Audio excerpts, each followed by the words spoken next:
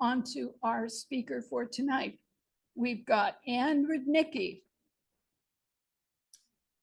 She retired from a long career in human services sector and then began in 1978 working with street kids in New York City. At the beginning of the century, she took a midlife break to receive a Ph.D. Sorry, I should call you doctor, shouldn't I? Her PhD was in public and international affairs and to conduct research in Russia. Since her retirement, she has pursued her interest in international affairs, first as a Peace Corps assignment in Poltava, Ukraine, where she served as a management consultant to a multi-program social service agency centered around services for people with HIV. Since then, she has studied the Palestinian-Israeli conflict and has volunteered in the West Bank, which included a time of high conflict. So please join me in welcoming Ann Rudnicki. Thanks, Barb, and I appreciate the opportunity to speak with you all tonight. And I'm hoping to give you the experience over this evening of a little bit what I. Stand so the Zoom audience can see. I'm tethered here. Okay. Oh my. Okay. I'm hoping to give you an experience this evening of what I've experienced over the last 6-7 years as I've been diving into this, of so many times saying, wow, that's so different from everything I thought I knew about the situation there. Everything I knew, I believed, everything I heard in the sort of standard dialogue. And then my question was always, well, why is that? So I'll be going through some time with the history and how we got to this point and our current affairs there and the current situation. But before that, I'm going to talk a little bit about my experiences in the West Bank. And is everybody, first of all, are you able to hear me okay in the back? Okay.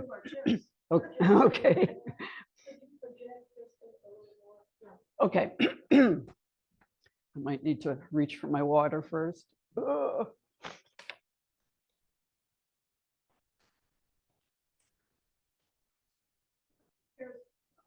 Closer too.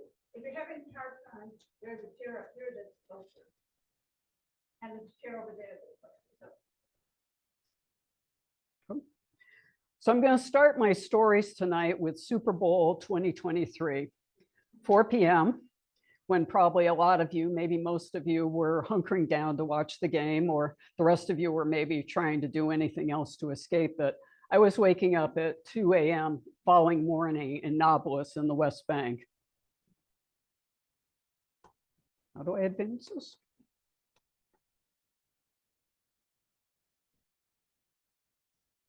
Don't just do enter or the arrows.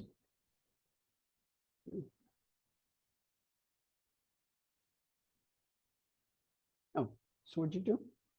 Just okay. So Nablus there in the West Bank. And I woke up to gunfire, constant gunfire. And I'm like, well, I'm not a particularly brave person, and I don't have the experience any of you who are combat vets did. So I hunkered down below the level of the windows that were all behind my head and off to the side and tried to figure out my next move. And my curiosity overwhelmed me very quickly. So I crept over to the side window and looked out cautiously, obviously, and the street was empty. I was like, okay, so whatever's going on is not going on right on my street. It was close. It was about a quarter mile away, but I wasn't to know that for several hours. And part of that is because Nablus is built up the side of a valley, up 2 mountains. This was the view off my little porch there. I love the view, especially morning and evening. And behind me on this is Mount Garretson, which is at the top of which is where the only currently existing Samaritan community is. The Samaritans believe that that's where God ordered or told Abraham to sacrifice Isaac. This will in general be a secular presentation, but there will be some biblical references through it. So, now I knew that it wasn't going on right outside. I knew I could sit up straight and probably wouldn't get a haircut from a bullet. So I did what you all would do. I grabbed my phone and started figuring out what the heck is going on here. Unfortunately, my Arabic was even more primitive then than it is now. So I had to wait for an English language thing. So I'm bopping around on the internet, checking back, checking my email. Found out I could actually get the game. So I watched the second half of the game, meanwhile, checking back and forth. And about the time the game was over, something popped up in English. So what had happened was what was described as dozens of armored Israeli vehicles had come in to the town. We were basically cordoned off. The town was controlled to go and capture someone who was accused of having committed a terrorist act in the old city. And the old city, this is actually in Jerusalem. We were advised not to take pictures in the old city in Nablus just because of security reasons. Has anybody here done Holy Land tours? No. So the old city in Jerusalem, like the old city in Nablus, it's very compact. The area it covers is very big, but you have all these narrow passageways. And in Nablus, in some ways, it's more intense because without the various holy sites there, it's all, you've got tons of kiosks, tons of shops, restaurants, a couple little hotels, a mosque in there, and residences above and down these narrow passageways, which we are also told don't go down. So, anything that happens there is going to be pretty intense. And the people responded as if this was an invasion, which technically it was. And according to the Oslo Accords, which I'll talk about later, Nablus is totally under the jurisdiction of the Palestinian Authority. Israel doesn't have jurisdiction in there. So it was an intense battle. It went on for, in the end, 4 hours. And there were other sounds. Gunfire was the most consistent, literally all through that time. There was firecrackers. And firecrackers are used in a lot of different ways in the West Bank. Mostly they're used like we use them here. Kids play with them. You use them for celebrations. You use them sometimes to punctuate anger. It's also used as weapons. Before I took this trip, I had just read a little blurb that talked about the influx of weapons into the West Bank. And that may very well be true, but obviously if people are using firecrackers instead of weapons, then they're not quite as abundant as they are here. The other sounds were chanting and one really, really big boom that I never did find out what that was. So by the time this is ending, it's 6 o'clock, moving into 7, everything's settled down. I had an Arabic lesson that morning down at the office where I was volunteering.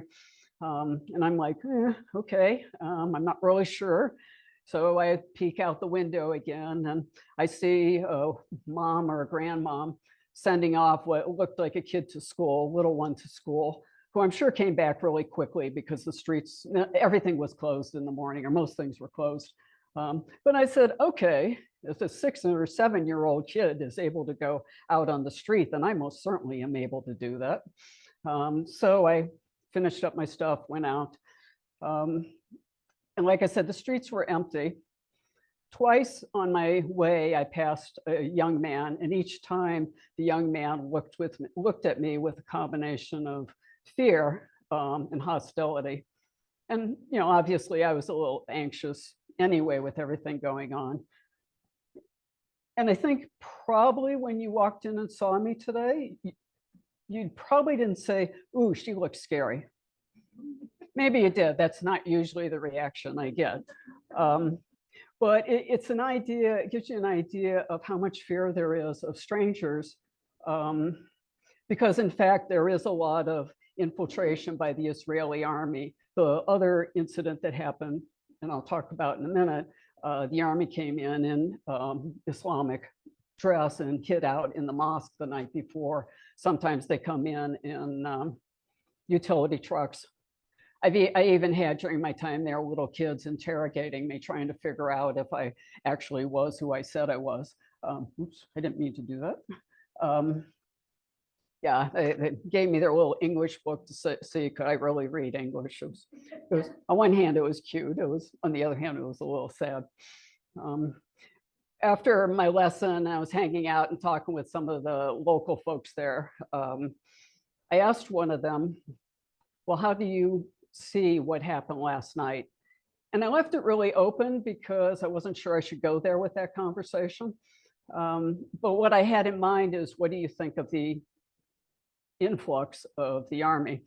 And she answered it a little differently than what I expected. What she said was, you know, if someone takes your house, you'll do anything to get it back. And that's a sentiment that, you know, we probably, you know, our house is our castle, and, you know, we are going to do what we can to defend our rights to maintain our property. Of course, if you come from the Judeo-Christian tradition, as probably a lot of you, maybe most of you do, you know, you're used to thinking the house, this land, is the land that was designated by God for the Jews. It isn't, you know, how is that the home for Palestinians? And yet a lot of the discussion about the fate of this land has to do with the fact, or the belief, that there are two populations, both which have some claim to that land in one fashion or another. And the tension is, how do you resolve that? A couple of days after this, once again, I woke up, obviously I'm a light sleeper, woke up at about 2 a.m. again with gunfire. And I thought, oh, here we go again. And this was short and sweet. And it took a couple of days to find out what was going on, even for the local folks. It wasn't in the Arabic news. And what it turned out had happened was the army had come in to measure the apartment of the family members of the person that they killed, the presumed terrorist. And this is standard practice, that normally the family home is destroyed of the accused terrorist. And unlike the situation we knew earlier this year, where the parents of someone who had committed, a young person who had committed a mass murder was prosecuted, there isn't a due process for Palestinians in the West Bank. They're under a military occupation, they're under military law.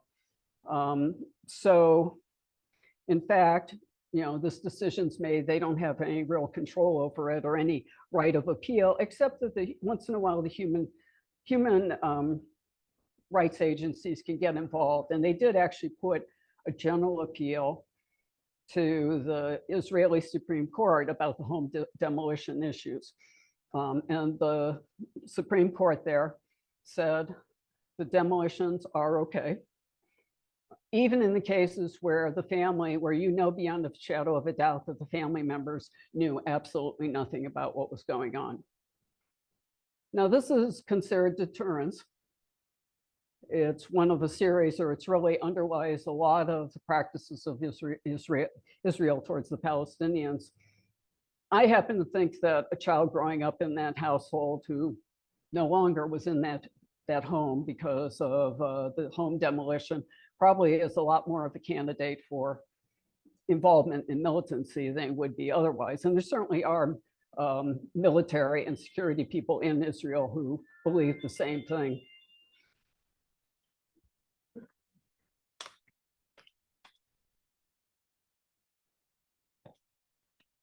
So one more incident, and actually the bloodier of the two incursions when I was there.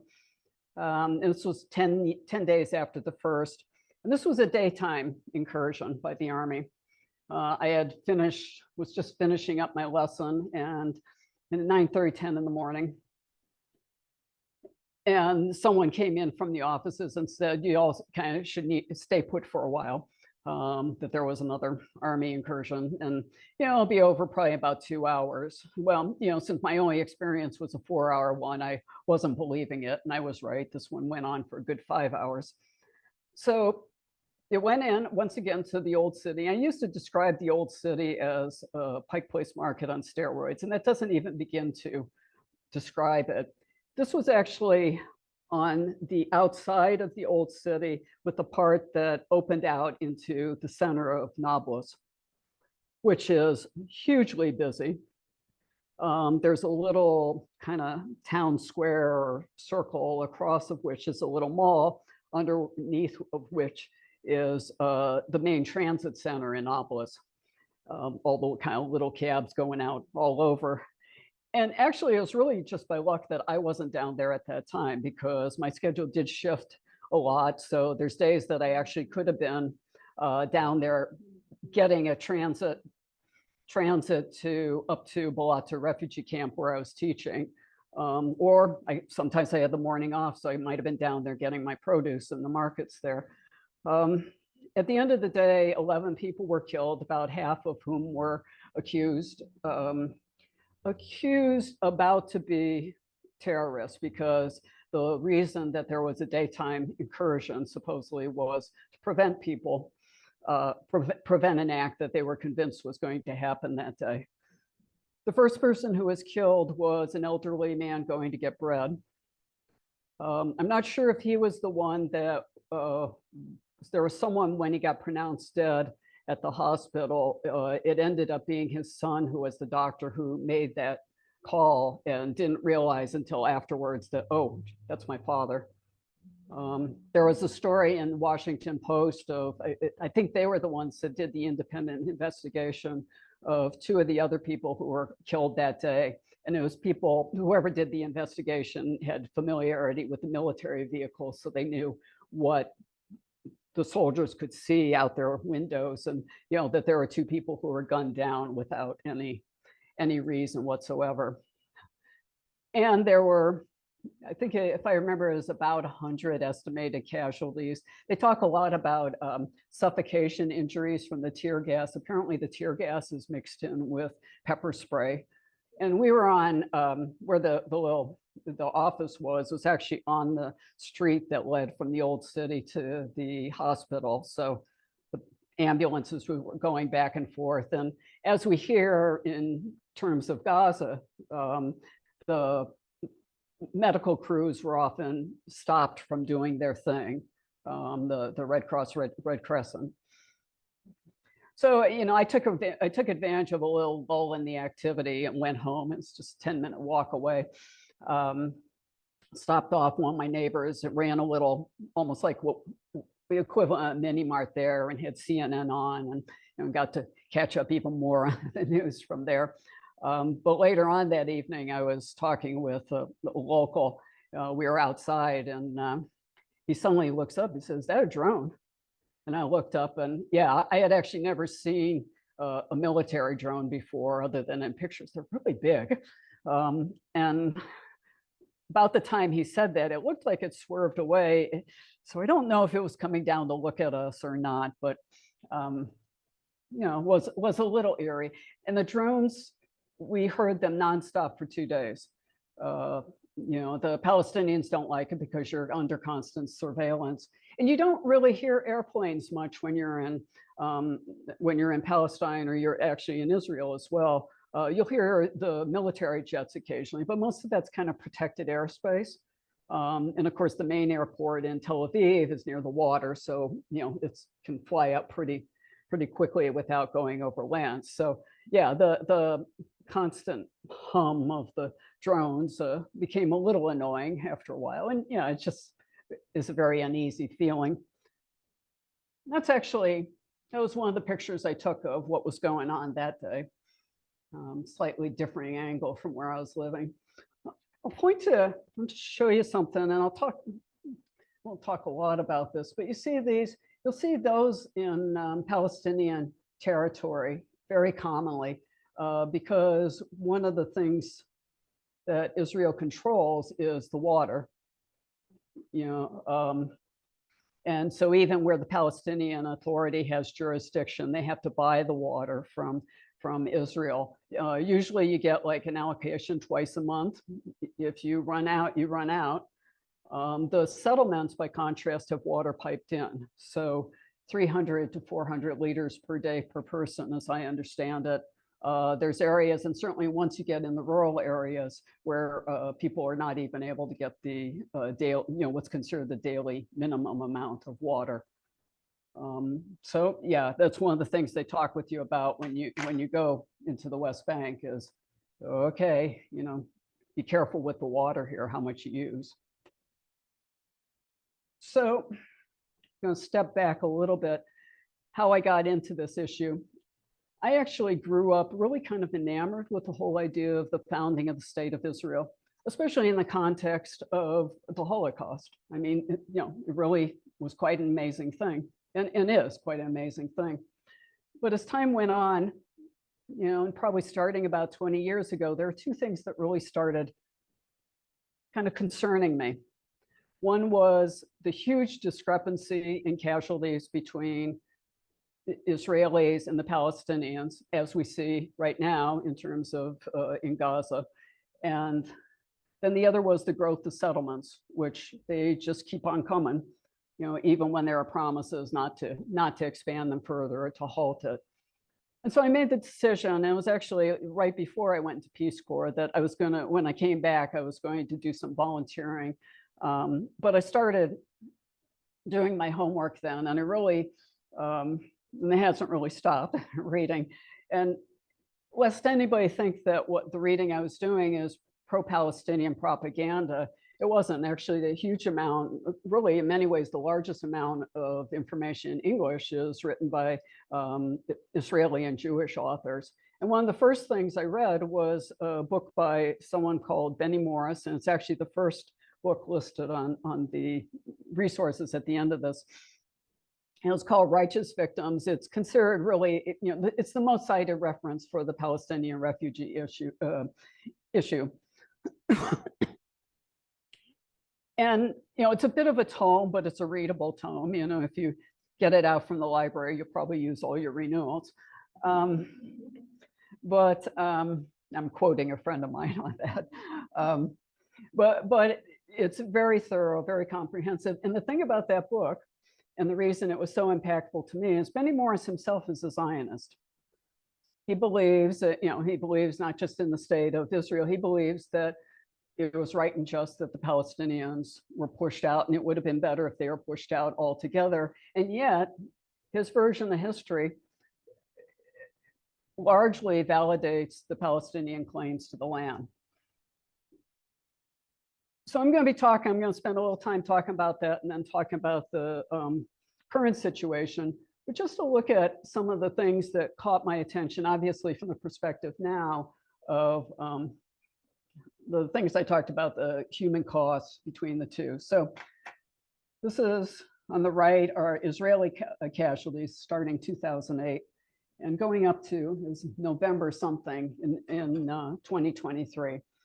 The discrepancy, and these are the main Gaza incursions before. 2014 was the really big one before this one.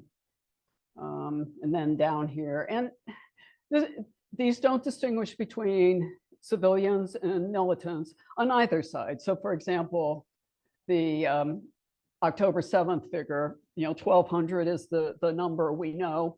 The people who died that day, about 900 of them were civilians, 300 were military.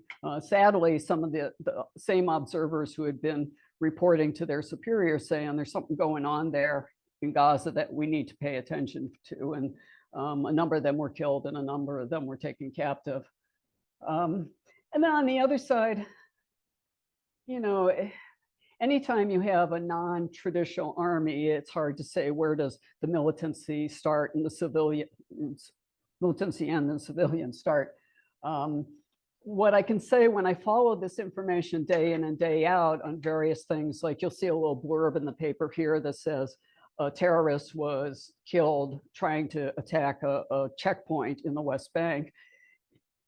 What usually doesn't appear here is the information that comes out afterwards that was, it ain't necessarily so. And sometimes that's information from the army itself. So not there yet. And then there's just the issue of who isn't militant. So, if a kid is a kid who throws a rock at an armored car that's invading what felt like his home, is that a militant? You know, what about someone who throws a head of cabbage? Because you can find footage of that when there's invasions into a market area like the old city. People throw whatever they have. So yeah, and now, oh, one last point I wanted to make about this. I know there's a lot of skepticism by some people about the numbers coming out of Gaza right now. In these previous engagements, after they settled down, different groups would come in and kind of try to figure out what had gone on. And in general, they have validated the numbers coming out of the Hamas medical services in Gaza on previous ones. There was some stuff going around online, you know, maybe a month ago, because some figures were being presented differently. And instead of just doing one big amount, you know, 30,000, now it's almost 40,000, they started distinguishing between those casualties where there was actually a recorded body, where they knew there was a body, and those that were presumed dead under the rubble. And right now, something like 70% of the housing in Gaza has been destroyed. So, you know, there's probably a lot of people under the rubble. That's a reasonable assumption. And, you know, people know that, you know, oh, gee, they were all in the apartment and then the building came down. So this is the cumulative casualties. And this is the cumulative injuries. Now the settlements, and we'll revisit this graphic later on, all those blue blobs are settlements. The orange ones are outposts, and I'll get into the distinction in a minute. And the word settlement kind of can sound a little bit like, oh, Little House on the Prairie in the Middle East. They're not. I was standing in Bethlehem when I took this picture. That's Har Homa. That's a settlement, 30,000 people. And it's one of a series. Bethlehem is kind of a suburb of Jerusalem, or would be if they weren't, you know, separate territories with, you know, checkpoints you have to go through.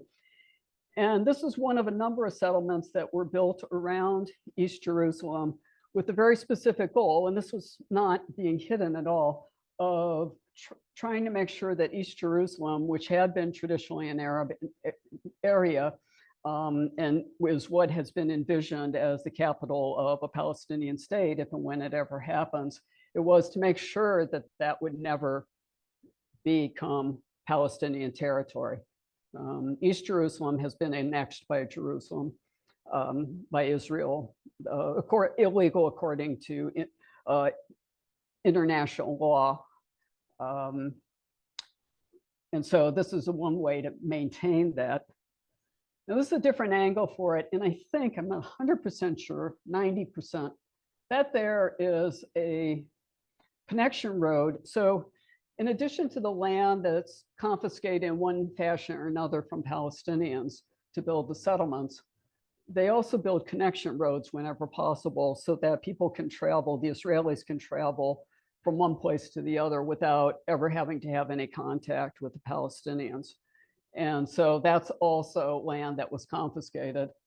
This might be the one, I want to say Levinson Road or something, one of the officials and government officials, I guess, was the one to kind of motivate one of these roads. And, you know, it cut his commute from 45 minutes to 10 minutes to go from his settlement into Jerusalem. I guess we could get him working on the Gorst knot a little bit, but this is also a settlement up there. And on the road from Ramallah to Nablus, you see, this is what you see a lot. You'll go through Arab villages and you'll see settlements up on the top, and you'll always see some kind of military setting there as well. I'm standing here right near the Il Ibrahimi Mosque, which is a holy place for all of the three monotheistic religions. And before I went to Hebron, oh, this is Hebron, I didn't say that. This is in Hebron. And before I went there, the place where I was volunteering in Bethlehem, one of the people said to me, you know, this is one place you really do need to be very careful. And she told me a story. She ran a women's group at the, I don't know if that's me being hyperactive or the computer. women's group at the program where I was, and she, they did a field trip. They went down to Hebron, which is, I think, 30, 40 kilometers, if I remember correctly, and with their kids. And when they got there, one of the soldiers, because there's soldiers, little outpost down there, actually went and had a gun to the head of one of the kids. And this woman who was telling me this, who was really a very calm mom kind of figure, you could just hear the terror in her voice a year later. She said, I was so terrified that they were going to shoot a kid. I just wanted us to get out of there. These stories are not unusual. Now, this and the place before has a connection because Hebron was the last city to come under the Oslo Accords, under a separate protocol. And because there was so much outrage amongst a number of the people, the settlers and the religious nationalists who kind of align with the settlers about that being, some of that territory being, I keep doing that, don't I? Being reverted to Palestinian control, they built that big Har Homa, that 30,000. And again, this is not a secret. These are things stated very directly by people. So this is inside a settlement. This is actually in the Golan Heights. This is Katsrin. Kind of nice, huh? I'm kind of, I liked it more than I wanted to be honest, when I was there. In the Golan Heights, there actually was a possibility at the time of the Oslo Accords of the Golan Heights being reverted back to Syrian control. It had been one of the territories captured in the 1967 war. But when the people who followed on Yitzhak Rabin, who was negotiating those accords, didn't follow through on it. And so they're still a separate thing. And the military and security folks, at least some of them, believe that there's really no strategic advantage to holding on to the Golan Heights because the threats nowadays are missiles. They're not ground invasions. But the headwaters of the Jordan River are in there.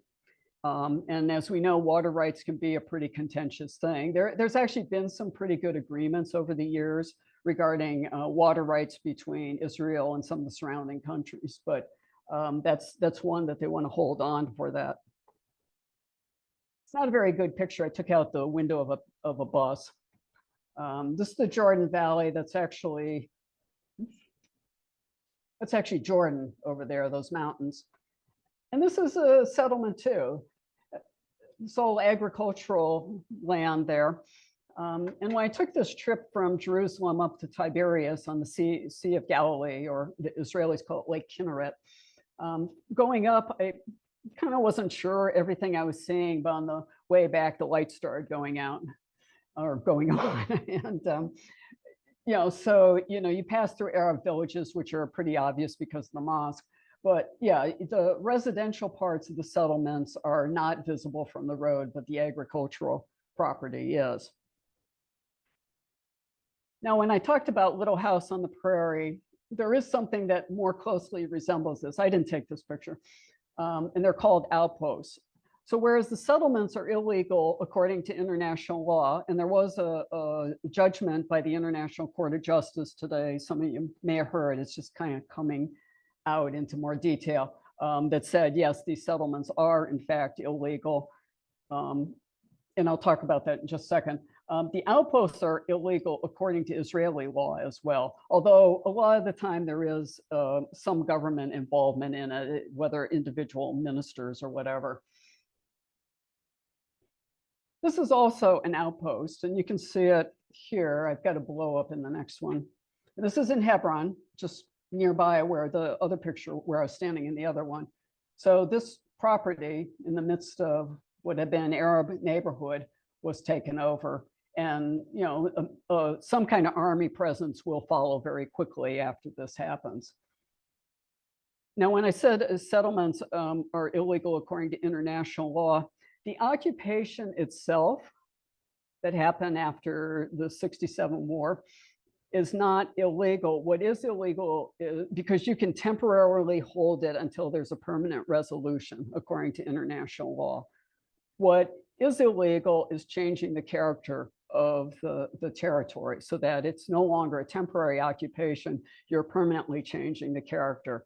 And everything that's pretty consistently been said by the ministers, and certainly has been stated very clearly in recent weeks, that the West Bank will never be Palestinian territory. That will always stay under Israeli territory. And that the judgment of the ICJ said, that Israel needs to totally leave abandon the settlements, close them down, and needs to make reparations to the people.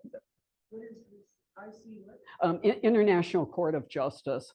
So, and it's, if you sign on to the Geneva Accord, you are agreeing to the statutes, but there's a separate process by which you sign on and say, we will follow what they say when they reach their judgments. Israel hasn't signed on to it. The US hasn't signed on to it. Neither are Russia and China. I forgot to check about North Korea, but so it's at this point not something that could be enforced. It might be able to be enforced by nations about whether or not they give money to Israel as long as it's engaging in the settlement activity. So now's the history part. And I know after October 7th, there were a lot of people who were saying any attempt to contextualize what happened on October 7th was kind of denialism of the atrocity. I think there's a better way to look at it, that that's an atrocity that none of us want to see repeated.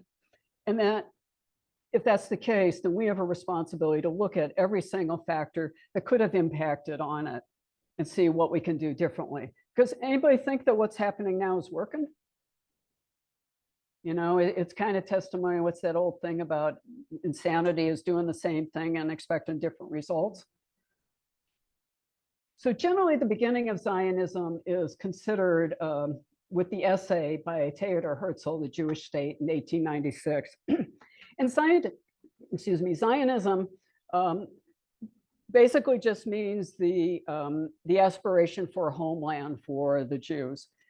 Now, since there currently is a homeland for the Jews, in present tense, it probably means, for most people, a little bit differently. It means a continuation of the Jewish state that demographically is majority Jewish, and that covers, as we see with the government, literally from the river to the sea. Now, that's an expression that we've heard with Palestinian advocates, but that essentially is the core of what Israel is saying, from the Jordan River to the Mediterranean Sea, and for some actually beyond that. So one of the extremist ministers, and there's two who to me are like peas in the pod, and I never can remember which did which, but one of them was giving a talk in France and actually showed a picture of Israel that included what currently is Jordan.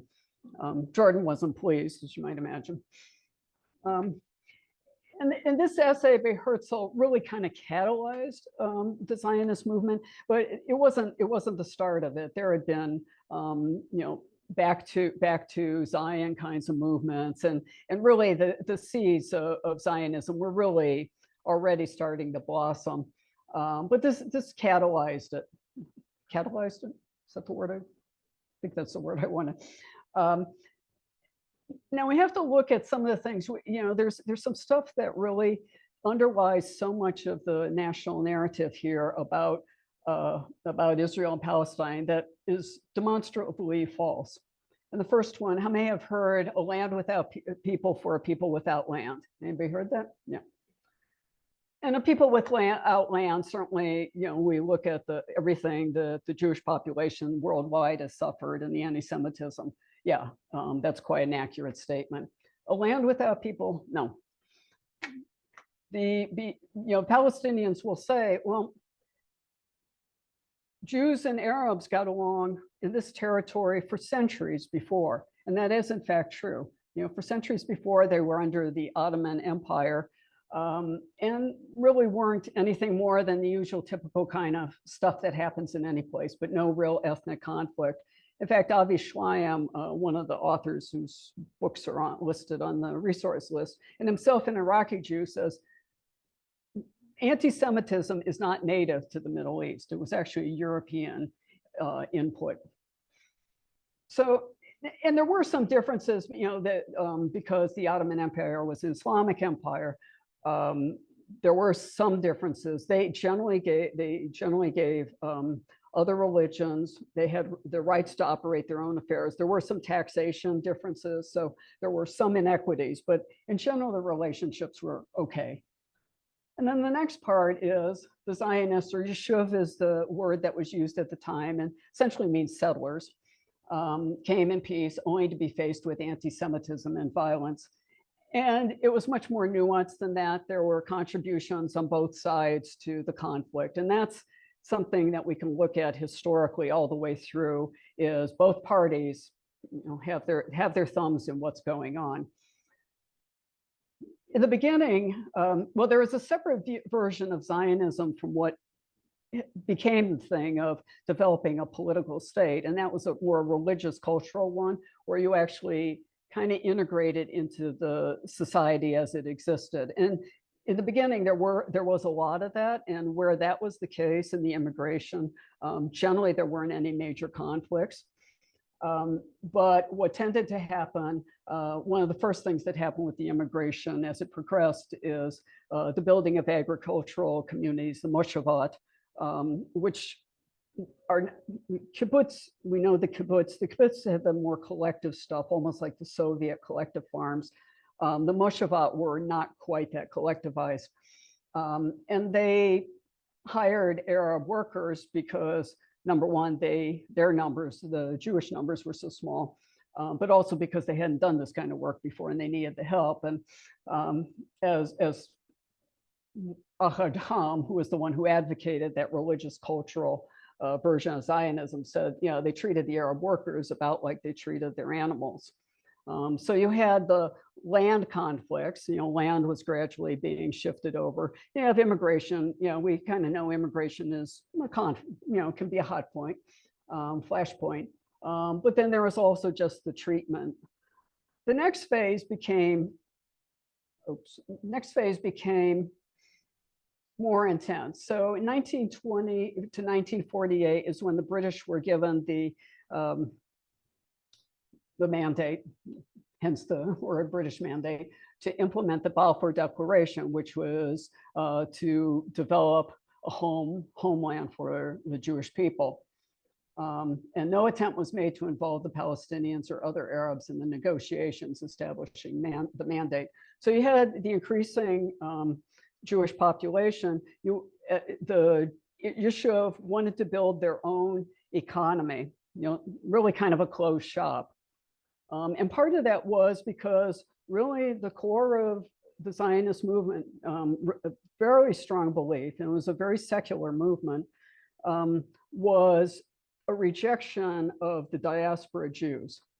There was actually a statement someone made that, their religiosity saps their vitality. Here's these weak, submissive people, and we need to be strong and work the land and develop our own economy, and not use a lot of the symbolism of the faith, but not really engage in that.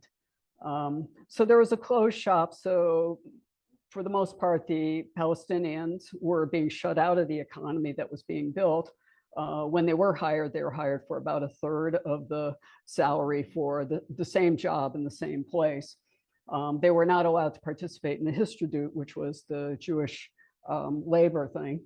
And because Britain was preparing the people for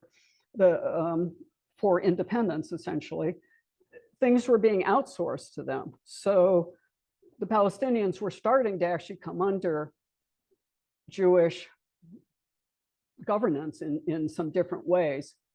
So, we've all heard the thing in immigration. Again, immigration's a hot button issue where people say, I feel like this is no longer my own country, when the demographics have changed a lot. From there, it was really becoming not their own country, whereas the Palestinians had hoped to be moving towards independence, which was actually what was being granted to the other Arab entities around, like Iraq and Transjordan.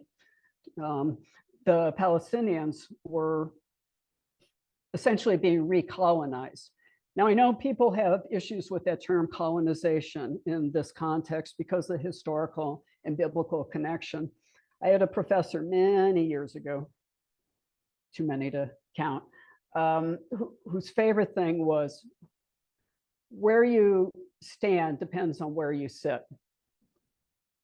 And so, where that, from the Jewish perspective, that's, this is the traditional land. From the Palestinian perspective, here we've been here for generations, and people who hadn't been here are suddenly becoming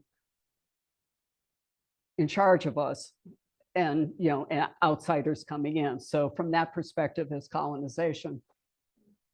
Here's what the immigration looked like. As you can see, in the early years, it was hard life. Fair number left, but that increased. And these are actually periods up to 1903, up to 1914.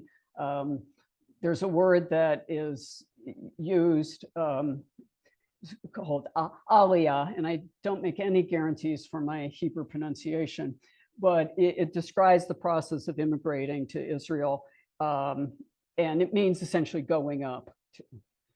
And so this is the first aliyah, second aliyah, third aliyah. And you can see generally these coincided with some things that were going on in Europe, big pogroms, obviously here with the rise of fascism. And here's what those total numbers involved.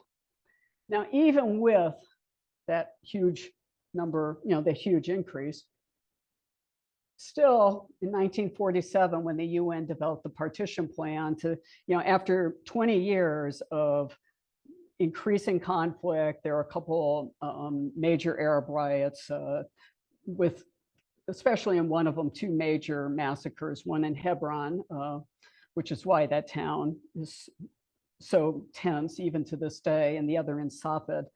And then the Arab Revolt, which started out as a general strike from 36 to 39, in which the Brits repressed considerably. And meanwhile, on these 20 years, there's lots of white papers, lots of commissions, all sorts of things. It's like, okay, we're going to divide the land. And even with all that immigration, still at that point, these are the relative populations between the Jewish population, the Yishuv, and the Palestinian. About 2/3 of the population was Palestinian. 97% of the land was owned by the Palestinians, but the partition plan allocated the greater portion to Israel. No. There we go. Now, I've seen online, I've never checked to see if this comment's always the same person making the same comment or different ones, but it's like, well, if the Palestinians had just accepted the partition plan, everything would be fine. What did they complain about? We could have settled this. And they didn't. They said, no, we're not doing this. I'm guessing if I went around the room and asked people, seriously, if no matter how much you are sympathetic with the plight of refugees, and no matter how much you're sympathetic to the fact that we are all standing on land that was and is Native American land, that if you were offered that kind of allocation for something that was being imposed on you, you probably wouldn't go quietly, I'm guessing. So, the Palestinian reaction was understandable to that. So after the partition plan, by this point, the Brits are sick of Palestine, and they're recovering from the war and devastated. And the Yishuv were sick of the Brits. So, oops, I'll come back to that in a minute. So there was a Jewish revolt against the British because the British were still restricting immigration into Israel. And I was at a talk by a Palestinian, and he said that someone asked about terrorism, about Palestinian terrorism. And he said, it was the Jews who brought terrorism to Palestine. And I've never been able to definitively say, is that true? Using a definition, there's a number of them out there, but using one that's pretty common, which is deliberate, purposeful, think first-degree murder versus second-degree murder in our legal system. Purposeful violence against civilians for the purpose of a political goal. what is undeniable, and really by their own admission, is that there was Jewish terrorism, groups that define themselves as terrorist groups. If you ever saw the Exodus movie or read the book, the Leon Uris book, actually was a theme in it, the debate about, do you do terrorist acts or do you do more strategic military acts. Now, the first one, and the best known probably, is the bombing of the King David Hotel. And in one way you could say, well, that wasn't necessarily a terrorist act because it was the headquarters of the British Army in Jerusalem. But it was a hotel. There are reporters, et cetera. I don't remember what the casualties were. They also, the Jewish terrorists, assassinated Count Folke Bernadette, who was a UN negotiator, mediator for all these kind of things. That one's undeniably a terrorist act. And there were others. Another militant act, I had this, one of the slides I cut out, was a sign that I saw in Jerusalem that was celebrated a lot of the military action against the British by the Lechai, which was one of the Jewish terrorist groups. And I was looking at the sign thinking, wow, that's kind of the same thing that Palestinians are doing against, are accused of doing against the Israelis. And, kind of interesting to see a sign celebrating it on one hand and not so happy about it on the other. Ultimately, Israel declared independence. And there were two stages in the War of Independence. The first was with the Palestinians. The second was with the surrounding Arab countries. And here's where, when I talked about the terrorism, this is the kind of thing that most stunned me when I started doing this reading and studying, is the discrepancy between the massacres of the Jews, these blue spots, and the massacres of Arabs. And this documentary is also on the list. And the most infamous one is a place called Dar Yassin, which is was inside of present-day Israel, and is actually inside of present-day Yad Vashem, the Holocaust Museum. And Dar Yassin was a Palestinian village that had essentially a non-aggression pact with a Jewish village right next door. And they both kept it. But when the terrorists came in, they massacred the people of Dar Yassin. And, some things, oh, there are militants hiding there. Some, all the sources say, yeah, no. It was women and children. It was elderly people. Property destroyed. I believe there are also some rapes. And then the next thing that went after that is when they went to the subsequent villages, they were shouting, Dar Yassin, Dar Yassin. And this was at the point that the fleeing by the Palestinians really accelerated because understandably they were terrified for their lives. In the end, the figure of the people who, the Palestinians who left or were driven out, was something like 750,000. And there is a book on the list as well by someone called Ilan Pape called The Ethnic Cleansing of Palestine. And he outlines he goes through step by step and argues that this was all a very, very deliberate attempt to clear the land of Palestinians. Certainly, there were statements Ben Gurion made, not necessarily in public, but certainly in his private conversations. And he was a prodigious diary writer that, yeah, we need to get rid of them. And a number of people who did that. So the second phase of the war. So David and Goliath on Israel's wars. Anybody heard that? No. Generally, yeah, there is a David and Goliath story, and that Israel was the David. They've never been David in any of their wars. And this was the troop strength. At the beginning, about equal. The Yishuv, or now the Israelis, had actually, a number of them had fought with the Allies and were pretty well trained. at the beginning, they didn't have a lot of armament. They violated the embargo that was put on all the parties. And so they increased their equipment very quickly. And on the other side, the Arabs, the only competent fighting army was Transjordan.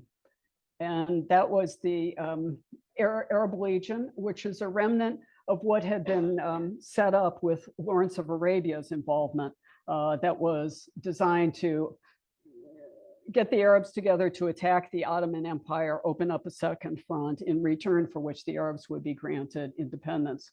So they were the only competent ones.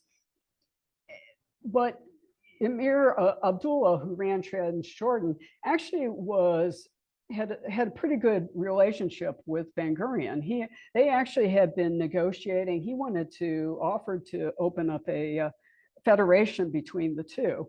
And for the most part, he actually, the Jordanian or Transjordanian army at that point, actually, for the most part, just defended the territory that was allocated to Palestine, the Palestinians in the division, the partition plan, with very few exceptions. I think there were just two things where they went beyond.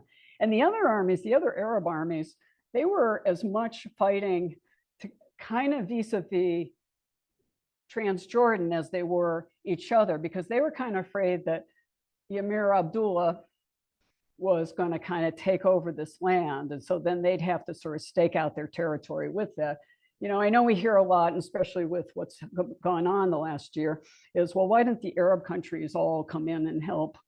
Well, they all do have their own separate stuff going on, you know, domestically and their own relations, and you see that playing out. At the end, we have, actually, this doesn't really show what the thing was at the end. So here's what the partition plan looked like. At the end of the war, it was everything but the Gaza Strip, which was under Egypt at that point. All the white was what became Israel, and then the West Bank was under Transjordan at that point. And this is under the Ottoman Empire. Now, something's gone around on internet a lot. Some of you may have seen it or maybe even forwarded it, that says there was never a land called Palestine.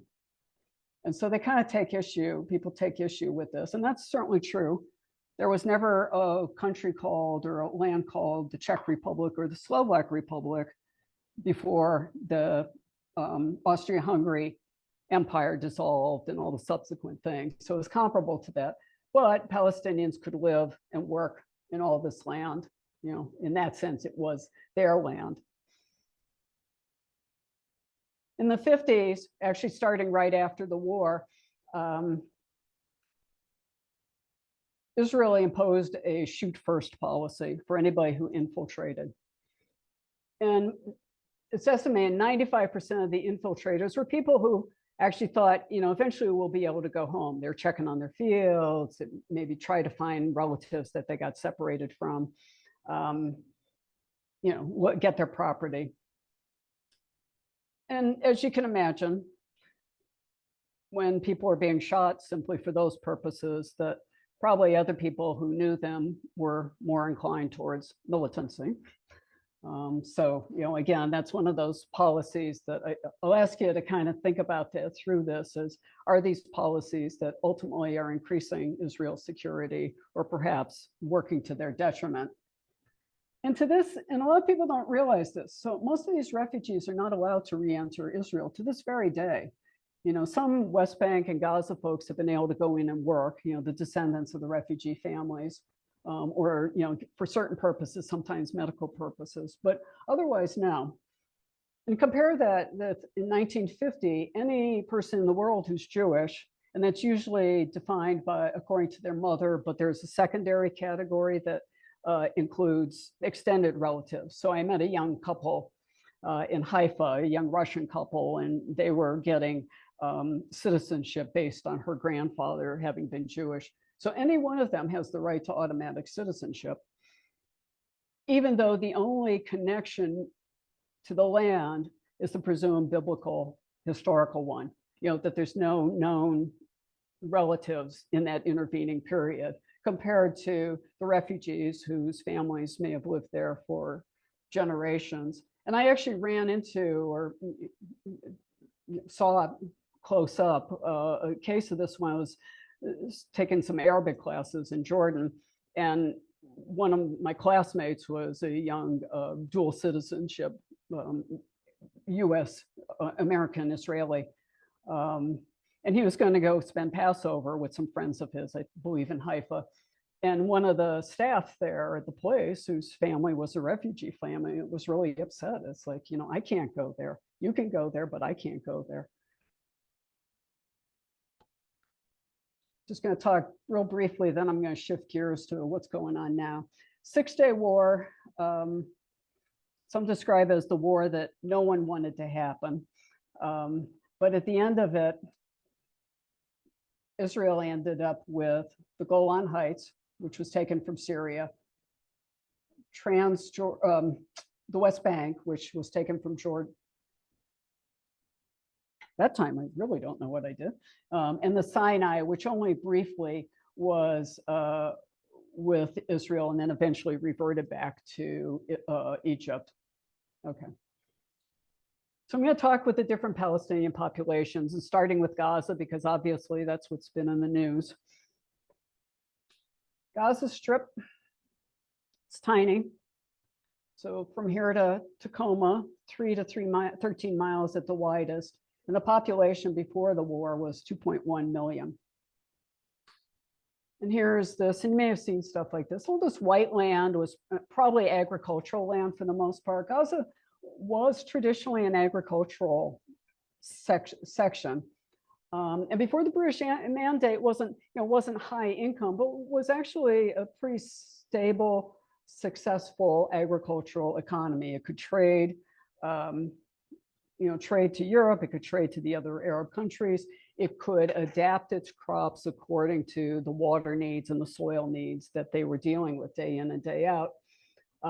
There's a wonderful author. I've listed a couple of her books on there called Sarah Roy, and I'll cite her a couple times here. Her master work, which I didn't list because it's rather academic, is called The De-Development of the Gaza Strip. And she outlines how really the state that we see Gaza in now was really starting with the British mandate, unraveled all that was productive in it by making the economy more and more connected. Everything had to go through Israel. The products had to be transported through there. They had to adapt their products to Israel's needs. So a little quick history. 1948, the population doubled as a result of refugees from the Nakba, which is what the Palestinians call the independence, Israeli independence, Nakba meaning catastrophe. In 48 to 57, it was under Egypt. Egypt didn't do a lot. This was the period when there were the free officers revolt that brought Nasser into power. So yeah, they were going through their internal turmoil, so they didn't do a lot with Gaza. Now I mentioned this Operation Black Arrow, and it's one of a couple, well, more than a couple, that was really set in motion pretty much all by Ben-Gurion, that carried through to this day with the massive retaliation against any kind of incident from the Arab side. In Operation Black Arrow, so, there were spitting battles going on constantly across the border. And again, both Israel and the various Arab countries were involved in it.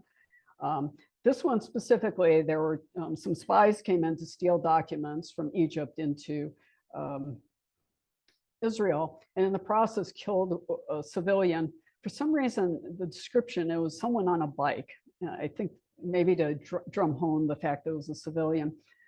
So Ben-Gurion, who at that point had taken a break from being prime minister, but was still minister of defense, worked with Moshe Dayan and said, we need to show him.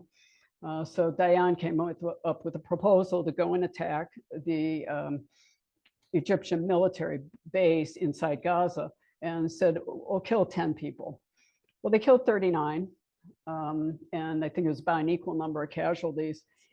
And what's significant about this is that the prime minister who was in place at that time in Israel was actually one of the few who really prioritized diplomacy and actually had been having very productive negotiations with Nasser that really fell apart as a result of that. There are similar things, one that happened relative to Jordan, and that was the retaliation was massacre of a village in response to a mother and two kids being killed by insurgents, Palestinian insurgents. And then there was another in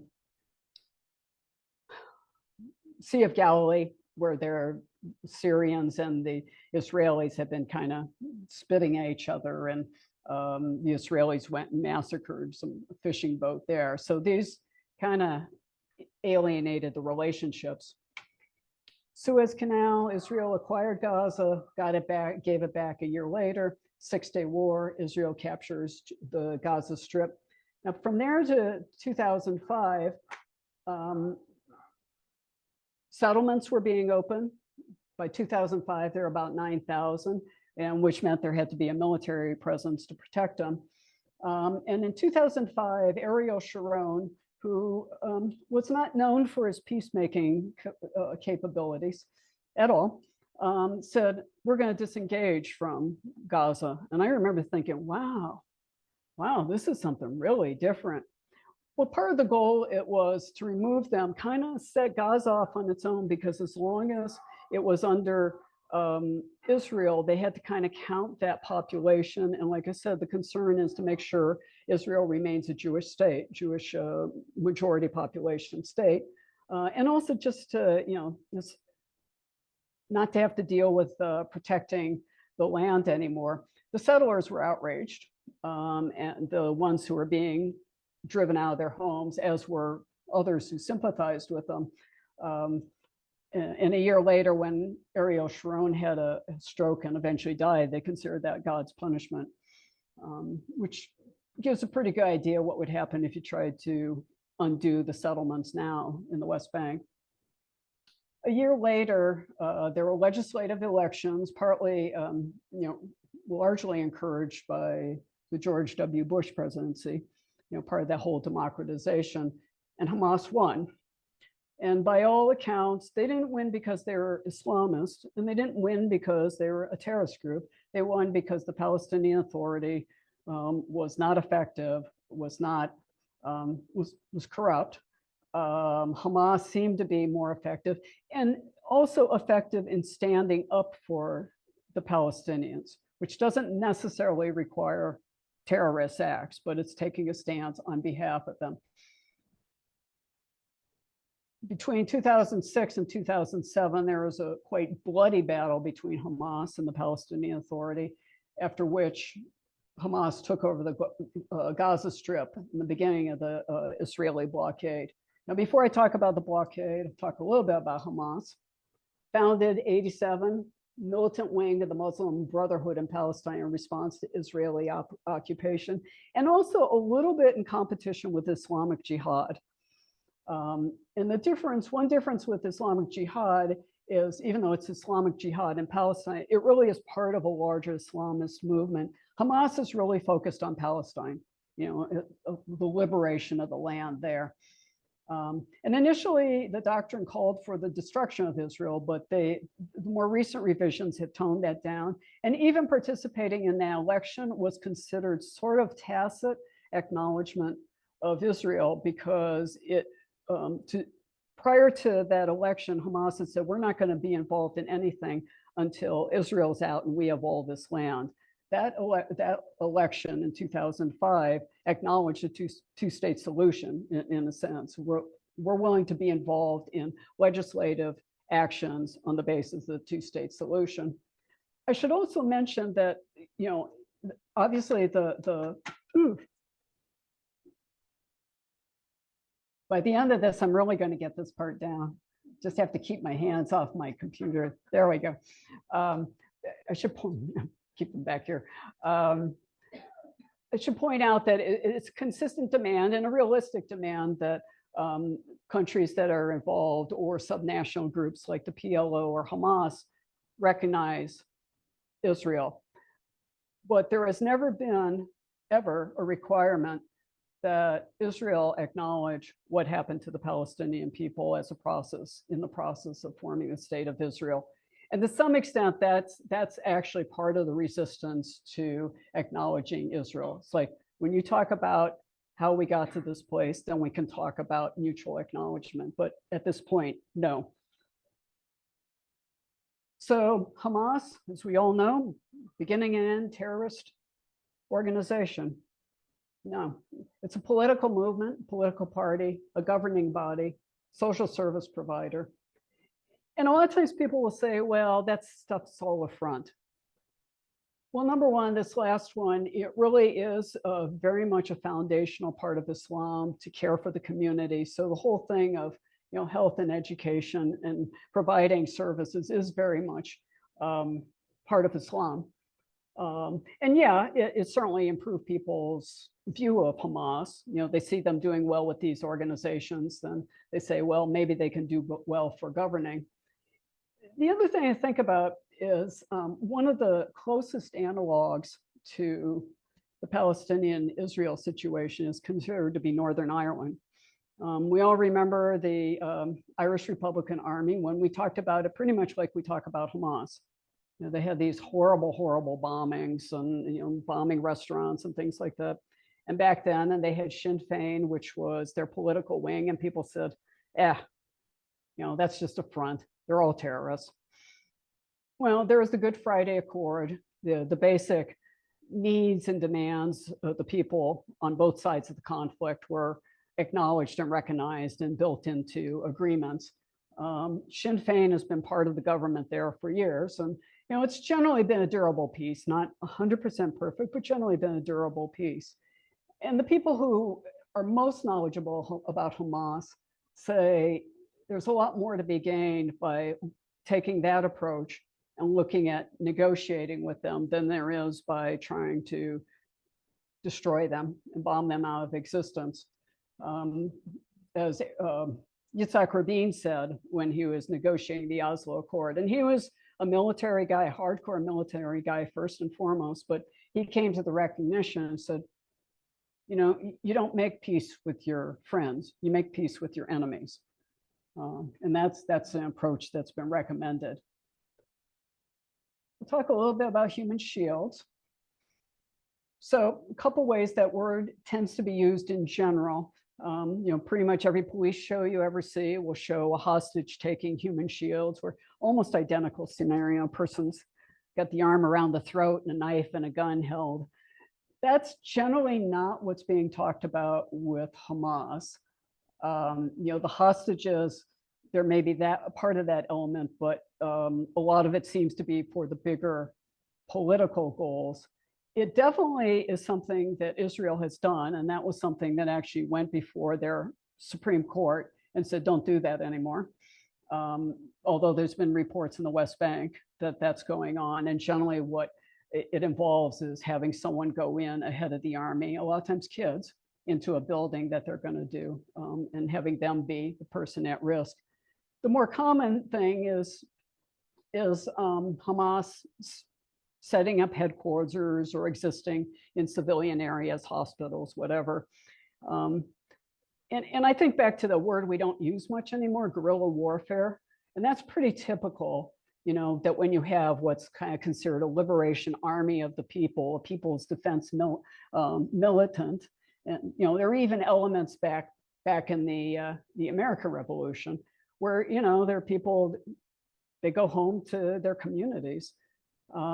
And it's especially critical in Gaza because it's the highest or one of the highest density of populations in the world. For them to exist at all, there's no way that they're not going to be in with civilians. So where that ends and where the other deliberately setting up stuff to prevent their being attacked, it's hard to know at this point, just because of the nature of the situation. So the Gaza blockade, one of the things I've seen I had a long and somewhat productive correspondence with the deputy editor of a major publication, and I've seen this in other publications as well. Well, Hamas hasn't done anything with Gaza in the time they've had it. Well, they've been under blockade the entire time. And the blockade was originally, it was often talked about being a dual use items, items that had a military purpose. This is an example of items that haven't been permitted to enter Gaza during the blockade. I don't claim to be a military expert, so any of you who are, if maybe you can tell me, what do these have to do with military purposes? Toys, chicks, goats?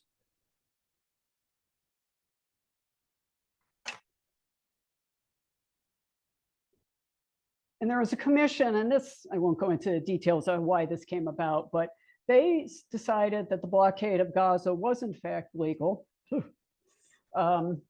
because the people were suffering from food insecurity. And one thing that an Israeli official had said is, yeah, we're putting them on a diet, but they weren't being starved. A deliberate deprivation of food, which is intended to weaken or annihilate the population. Anybody remember what happened at the beginning after October 7th? It was a decision to deny food and deny water to Gaza. And that was a decision that the US signed off on. Starvation. And this is when the tunnel economy just erupted. You can be forgiven for thinking that the only reason those tunnels exist is for terrorist purposes, because that's pretty much all you ever hear about them. There were smuggling tunnels since the 80s. They really exploded during the blockade because that was the only way to get consumer goods. It was also the only way to attempt to rebuild some of the housing, because the one thing that was certainly considered a dual use item was concrete. And that wasn't being allowed in much. And that's probably one of the reasons those tunnels are so big. And even with that, since the 2014 war, a lot of those tunnels, or a lot of the housing has never been rebuilt. And it's largely dependent on what Egypt will allow as well, because the main part of the tunnels go through there. And the Sisi regime, President Sisi, hasn't been real amenable to letting goods come in through there. It's just, I pointed out at the beginning the different peaks on the thing. So here are the 4 main military assaults, obviously not including the most recent. And the big one, 2014, lasting 50 days. And this book is in the library, and I really encourage you to do it. It's a series of essays. And not only does it give you a really good picture of a lot of what's going on in Gaza, but Sarah Roy is one of a number of the people working on these issues, who herself is the daughter of a Holocaust survivor. And so, I personally find very moving a lot of the comments she makes in that context of dealing with this issue coming from really that family. And the thing she's talked about is basically before the 2014 war, people were pretty nuanced, as she said. It wasn't Israelis bad, Palestinians all good. And Gazans were working, and really were still working up until the October 7th. A number of them were working in Israel. So people had some attempt to relate, but afterwards, the scale and the indiscriminate nature of the attack, the calls from the Israeli public to finish the job, this destroyed any hope. And a day or two after October 7th, a correspondent, also survivor, or a daughter of Holocaust survivors, who writes for Haaretz, Israeli newspaper, and lives in Ramallah. She writes a lot from the Palestinian perspective. She had talked about how October 7th was really, this was madness coming out of hopelessness. And this sort of hints at the same thing. The West Bank. So here's Jenin, which has been, especially the Jenin refugee camp, has been really subject to huge incursions, largely destroyed. Nablus, where I was, Ramallah down here, Jerusalem, Bethlehem the city, Bethlehem the governance, and Hebron. So the Oslo Accords came about as a result of the First Intifada. And the First Intifada there was a lot of community organizing in it. There was a lot of a lot of nonviolent activity. The Palestinian people were actually really hopeful that they were building a new nation there. It was called the Intifada Stones, so there certainly was violence, and the Israeli army repressed it horribly. It's kind of one of those things, if all you have is a hammer, everything looks like a nail. But at the end of it, Yitzhak Rabin had gotten to the point of recognizing that a different approach was needed, even though this was set up through kind of a backdoor channel. And what it did is establish the Palestinian Authority. This was it. The Accords opened the door a crack, and only a crack, to the potential of there being a Palestinian state. And so the first step was to establish a Palestinian Authority. They divide the West Bank into 3 areas. So, Area A, it was all under Palestinian control, both the civil affairs and the security affairs. So when I said earlier that Nablus, technically there is no Israeli jurisdiction, that's what I was talking about. Area B, which is kind of rural communities or a little bit county areas, the equivalent county areas around some of the cities. Palestinians do have civil authority, but Israel has the security jurisdiction, and Area C is full Israeli jurisdiction. And if this all went well, then after 5 years, and only then, could you talk about the things that the Palestinian wanted. When we talk about what do Palestinians want, the big issues for them were, get rid of the occupation. Second is the resolving some kind of resolution regarding the status of refugees.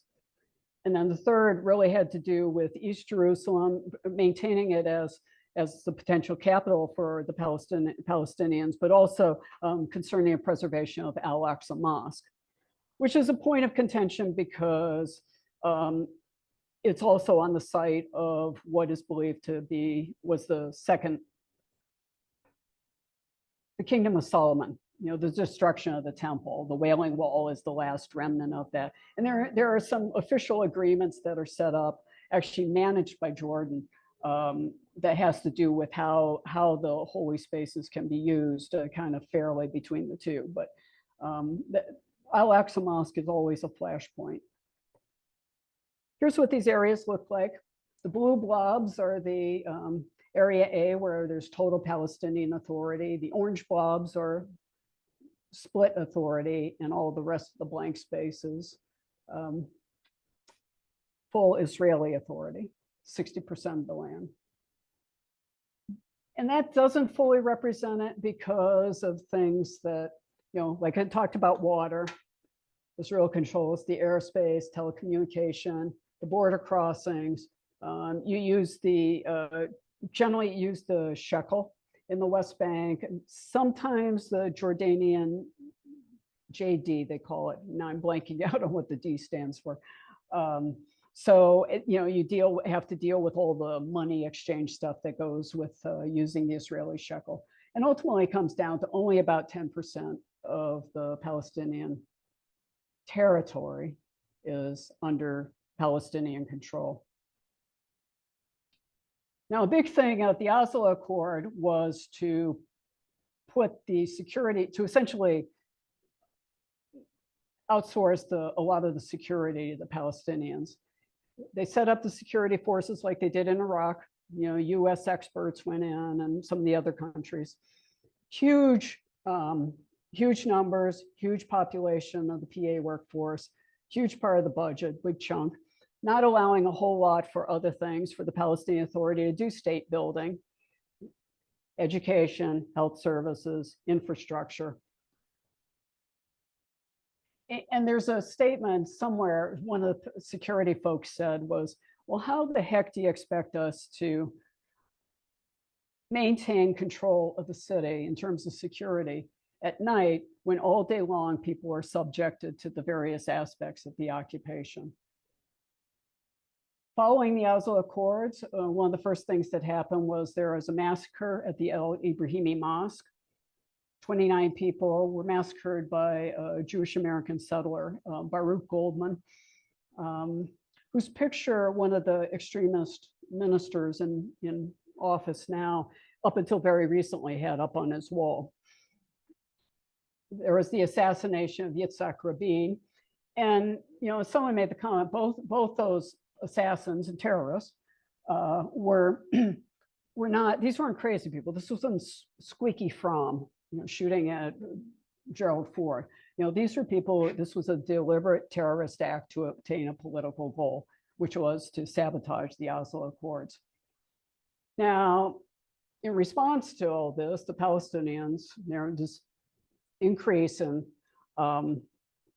militant activity, which then increased the closures of the West Bank and the increased building of settlements. So you could look at 1992, beginning or before the Oslo Accord, close to doubled in the West Bank and just grew a little bit in East Jerusalem. So go through these.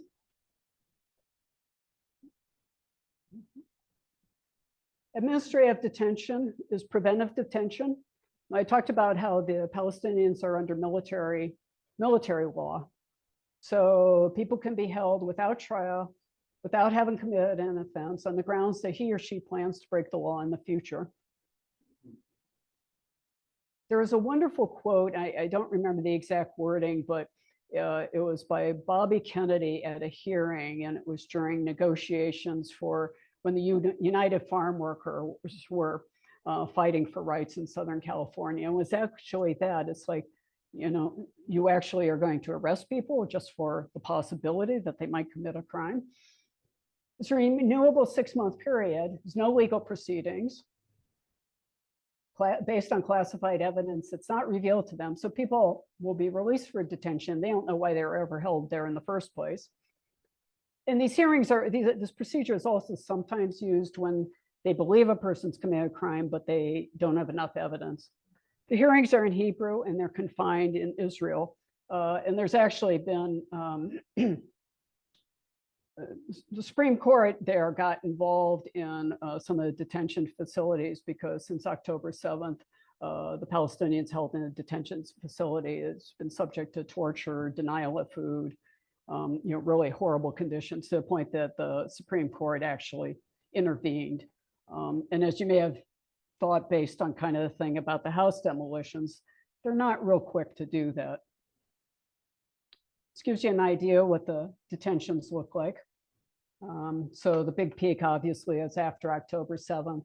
The West Bank was really shut down in a whole lot of ways. It's why I didn't do the trip I was supposed to do at the beginning of this year and will be doing at the beginning next year.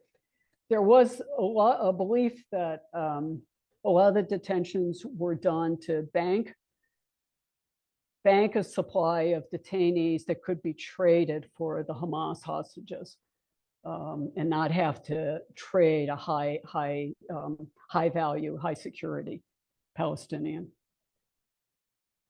Give you an idea of the duration in custody, the blues under the 6 months. And you can see even well before October 7th, there were quite a high percentage of them were being held for 6 to 12 months or longer. Mock arrests. Anybody hear the story on NPR about the mock arrests? It was an interview with someone from Breaking the Silence, which is a veterans organization in Israel. They're not a bunch of peaceniks.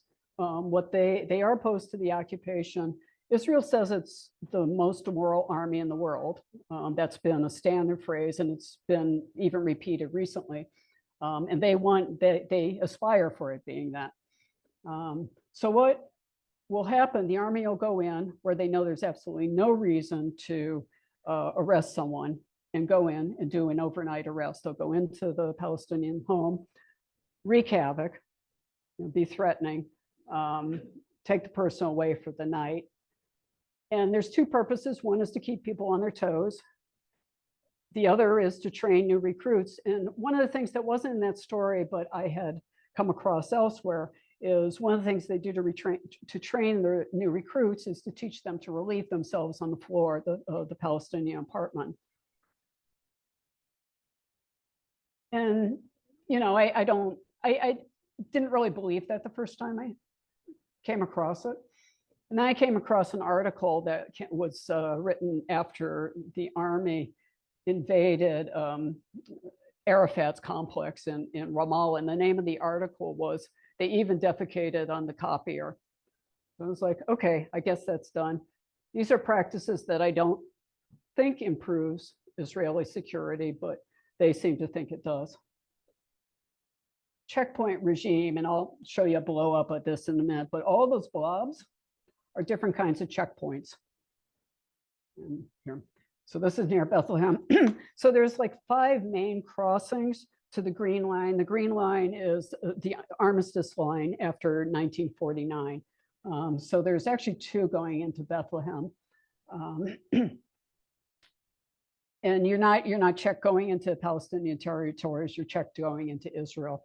All these other ones are kind of a little more pop-up kinds of checkpoints that can be open or closed at will. And even these, I was going on a trip and I had to switch which checkpoint I was using coming out of Bethlehem because one of them had gotten closed down the night before.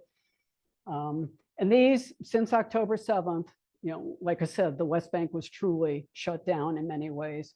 One of my colleagues in Nablus had a job where he had to go out to different areas in the region and switch to an online job. And he said, yeah, you wait at the checkpoints for 2 or 3 hours and they're shooting at you and they're throwing stones. At least some of that is settler action as opposed to the army. Although the lines between the two can be pretty subtle because often the army just stands by and watches or even participates. All the closed activity has done a lot to destroying the economy of the West Bank since October 7th. Separation barrier, the occupation wall or apartheid wall, or simply the wall, not Pink Floyd's wall.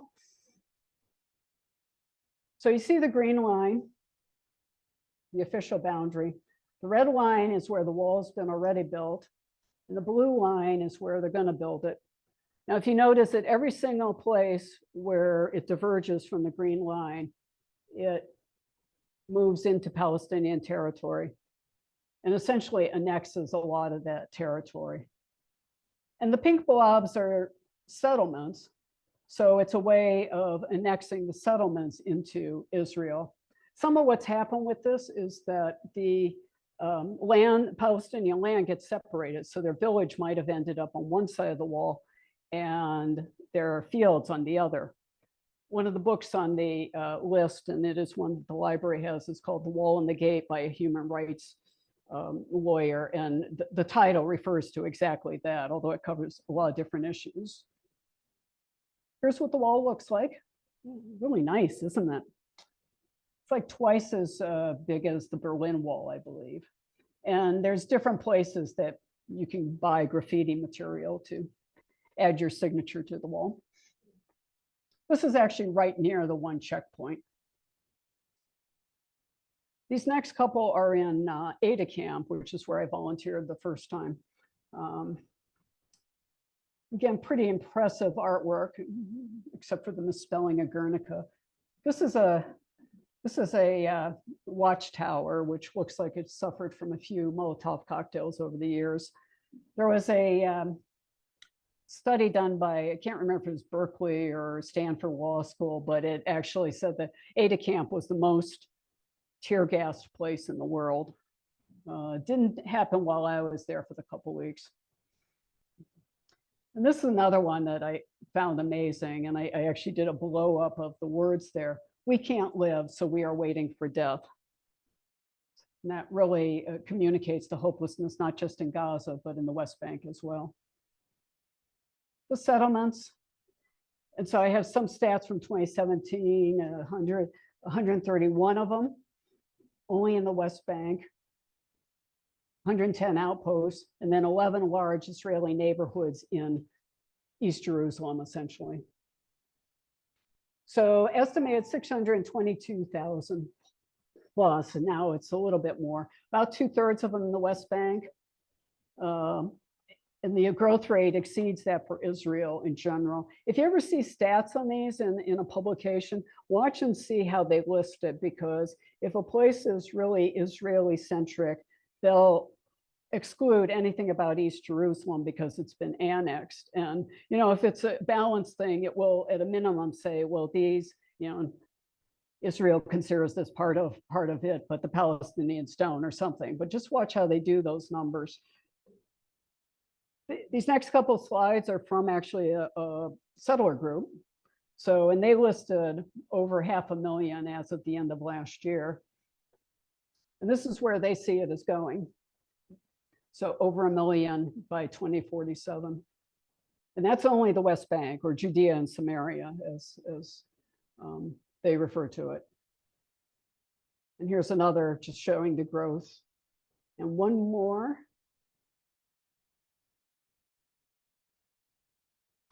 And then this one, and I just got this, I listed a bunch of resources, like online resources, and you never know what's going to pop up in your email if you get on the list on them. I had another graphic that I didn't like of this, so this one's much better. And this shows what's been taken over by settlements in East Jerusalem. So the yellow line is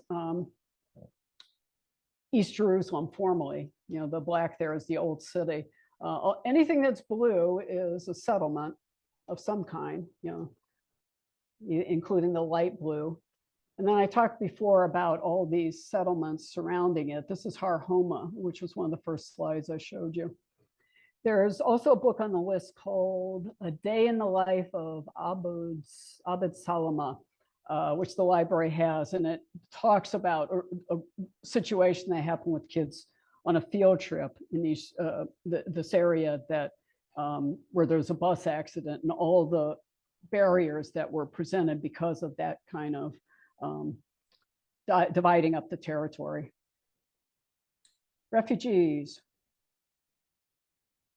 Just really quick, most of the refugees ended up in Jordan. About half the Jordanian population is Palestinian, which makes for some interesting politics there. This is actually also at Ada camp. A lot of Palestinians still have the key from their homes that they were evicted from. And it's in general just a symbol. I was in a school where a mural had it. Just a few minutes about UNRWA, and I have a lot of trouble saying that R in there. United Nations Relief and Works Agency for Palestinians in the Near East. Because there is a big deal about this, I want to spend a little time. This is the main organization under the behest of the United Nations that provides humanitarian support. Lots, 5.9 million people, 706 schools, 140 medical facilities, food and cash assistance to 1.8 million Palestinians, about 30,000 staff overall, and 13,000 in Gaza.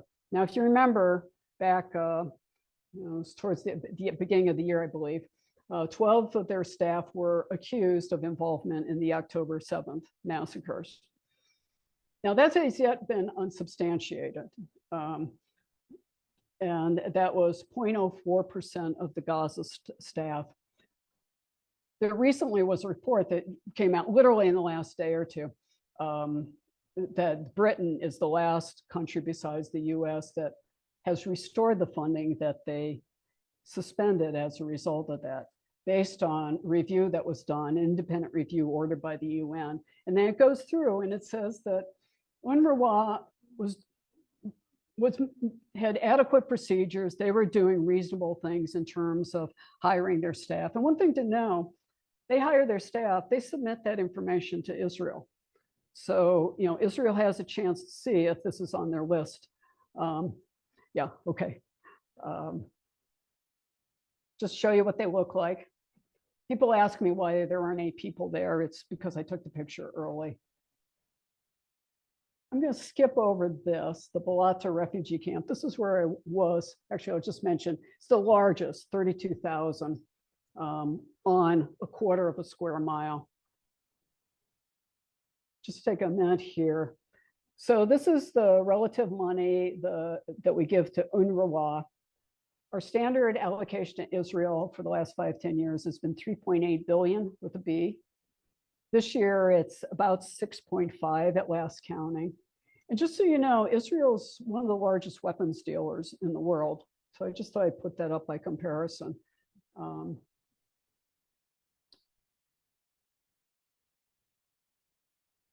I'm going to just mention something on this. Palestinians 48 are those who are in Israel proper. It's about 18% of the population. And it's one of the things that I think says, you know, if you give some basic rights to Palestinians, you don't have a lot of militancy, because there's not a lot of militancy from there, even though they're horribly discriminated against. So when we talked about, you know, the name of this was What Do Palestinians Want? Sarah Roy was doing some interviews in Gaza. And I think if I remember what came before this conversation, the people she was talking with didn't realize she was Jewish. And somehow that came up, and there was just a moment of silence. And then one of them said, when you look at your child, what do you feel? She said, I feel indescribable love and joy.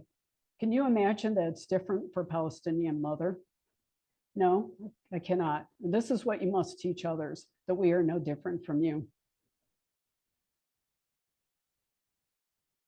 There's some stuff at the end, some addendum, some stuff that I realized I wouldn't get in, so you have it here. There's also resources. But now, questions, you get to interrogate me. Yeah, he asked about the Balfour Agreement and the U.S. entry into World War I. And yeah, this started out about twice as long, so it was one of the pieces I cut out. The Balfour Agreement in Britain declared that we support the establishment of a Jewish state. Oops. Sir, you can stand there. I just need to. Yeah. It said that we're not going to interfere with the rights of the people. Didn't specify the people who were there. And it didn't specify political rights. It said we'll give them civil rights. And the Balfour Resolution was done for a couple things. And one was in the hopes that it would encourage, because of the Jewish population in the United States, that would encourage the US to join World War I and support the Allied effort. You know, on one hand, it was a support. The British were kind of a mix of support for the development of the state of Israel and also anti-Semitism. This played out with their officers there. But even in this, if you saw the Ken Burns thing on the US and the Holocaust, and that some of the US policies were, maybe we definitely didn't do all that we could because of the anti-Semitism. That was some of it, that by establishing a Jewish state, that we wouldn't have to deal with Jewish immigration. But yeah, there was a bigger political objective with this. And, you know, it's nice to say that everybody has pure motives, but all these political things, you know, there's always dibs and dabs in different places. Does that answer, or would you like more, or? Okay. Who enforces the laws against the settlers who commit crimes against the Palestinians? And really, the correct term for a lot of what the settlers do against Palestinians is terrorists. You will almost never hear that word, but that is the correct word for it. And a kid who throws a rock at a Palestinian kid who throws a rock at an Israeli armored vehicle often spends more time in detention than a Jewish settler terrorist who commits grievous physical harm against a Palestinian, you know, including things like sodomizing human rights workers. Technically, the army, but the army often watches and doesn't do anything. Often they participate. In theory, they should be arresting it. They often don't. They rarely do. One of the things, I will actually go back to one little thing here. On my way out of Nablus, I went through Hawara, and I don't know if you remember, this was presented as a pogrom. There had been a Palestinian murder of two cousins, I believe they were, settlers. And there was a reprisal attack in which the settlers came and really burned down this village and attacked it. And the IDF watched and in some ways participated. And there were a couple arrests. I don't think anybody has ever served a day or was ever prosecuted for that. And this was a chant that was going up in one of the settlements. Someone was visiting, a reporter, I think, and who's going up? They were cheering for what had happened there. So there's very little. I mean, I've seen recent months, there's been a lot more things talking about, oh, they took this action against the settlers. But you hear that something started. We often don't hear whether the process is finished. The US and Britain, I believe a couple of countries now, have been actually banning some of the settler groups or some sections of it. But yeah, not much is done. There isn't effective action against the settler terrorists. And that really, I was shocked to find that actually settler attacks go back, even that was one cause for the first Intifada. It started in '87. They've been going on for a while, and they've been going nuts since October 7th. In the first 6 months of 2023, so before October 7th, there were 591 settler attacks on Palestinian people or property, things like destroying their olive groves, their source of income. So yeah, they go on, and there's very little enforcement. Where exactly do the refugees come from, and what exactly is the situation in the refugee camps? So yeah, so it was the refugees, but then also their descendants, which Israel contends shouldn't be the case. Sarah Roy was one of the people who gave a wonderful argument to that, which is, the fact that my parents were in the Holocaust affects every day of my life, as it does my daughter. I can't imagine that it isn't the same for Palestinians. So for example, 3 of the people I worked with in Nablus, their families all came from Jaffa.